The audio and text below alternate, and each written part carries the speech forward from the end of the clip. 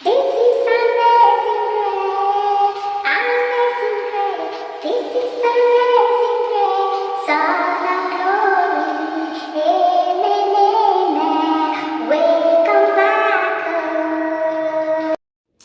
Yes, so welcome back, my amazing brothers and sisters, my wonderful fellow believers in the Lord, my returning subscribers, and those who are watching without subscription. You guys are amazing. I can only ask you for one thing and one thing alone. So go ahead, smack the red button, click the notification bell, so whenever we upload, you'll be able to get notified.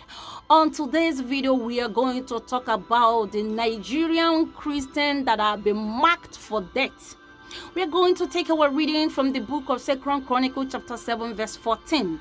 The King James Version say, if my people, if Nigerian people who are called by the name of Jesus Christ shall humble themselves and pray and seek his face. We need to seek the face of the Lord and turn from their wicked ways and turn away from offering and tithing without any help to the dying hungers in the street. Then I will hear from heaven. I will hear. God say he will hear from heaven. He will hear them. He will hear us. But if we keep mute, 2 weeks ago, a judge in Lagos passed the bill that the Muslim children can now wear hijab to their respective elementary and secondary schools. And the Nigerian Christians are keeping mute because we are being blinded. Because they are no longer spiritually alert for the things of heaven. Because they are no longer seeking the face of God. They're all after the things of this, the mammon, the private jet, the luxury life.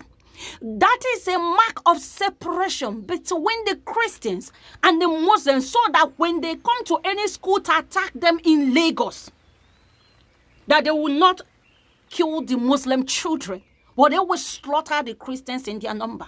The same last 2 weeks, hundreds of youths was massacred in Obaru, Anambra State, and nobody is talking about it.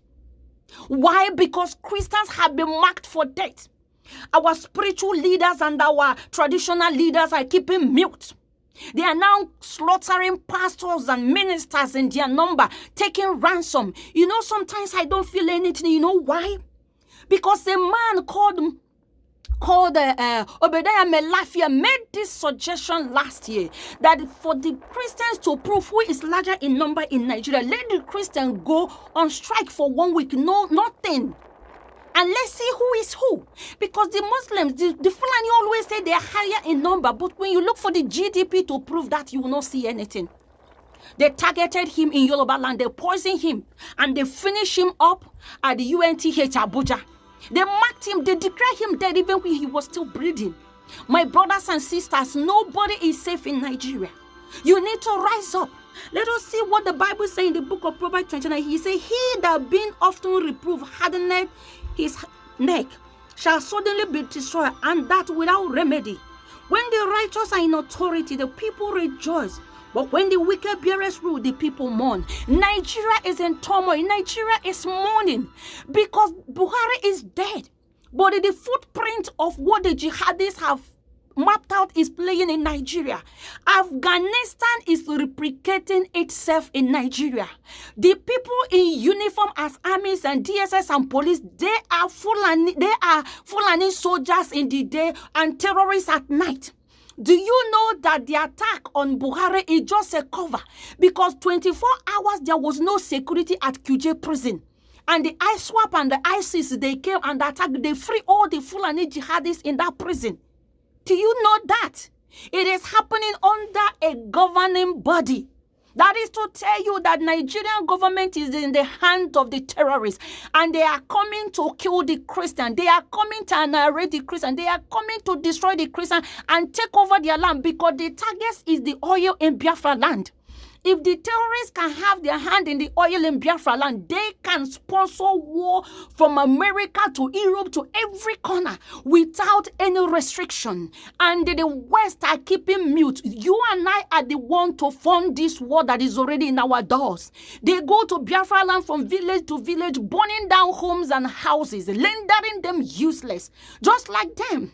But let me assure them, if they could not defeat Biafra during the Biafra war, if Israel are still standing today, the God of Biafra will sustain us. Nnamdi Kanu, the only man who have been speaking against this impunity, was sold for a peanut by those he trusted the most. But the God who granted Jesus Christ victory when Judas sold him, that God is still alive. That God is still going to do amazing things in this last day.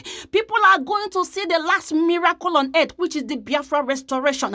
I don't care the atmosphere. I don't care what the enemy is doing. I don't care their footprint. I don't care the sponsor of jihad that are going on from across African and beyond, and all the Islamic nations around the world, footing their soldiers, funding them, giving them money, giving them arms. It is high time the Christians rise up and know, if Obasanjo ruled for 8 years and the Atiku frustrated everything he was doing, if Jonathan ruled for 6 years and almost Christians are in the strategic power and they could not do anything because Nigeria was said to fail, nobody can change Nigeria. I am telling you, the best bet of Nigeria is for everybody to go their separate ways. Oil and water cannot mix. We are never one. We can never be one. If you look at everything coming out from the northern people, it is all about religion. It is all about Fulani agenda. It is all about their own. My people, if my people who are called by my name, if you are called as a believer in Nigeria, there is a war at your door. Rise up and defend your future or be blamed. We're amazing people. If the video interests you, go ahead, like, share,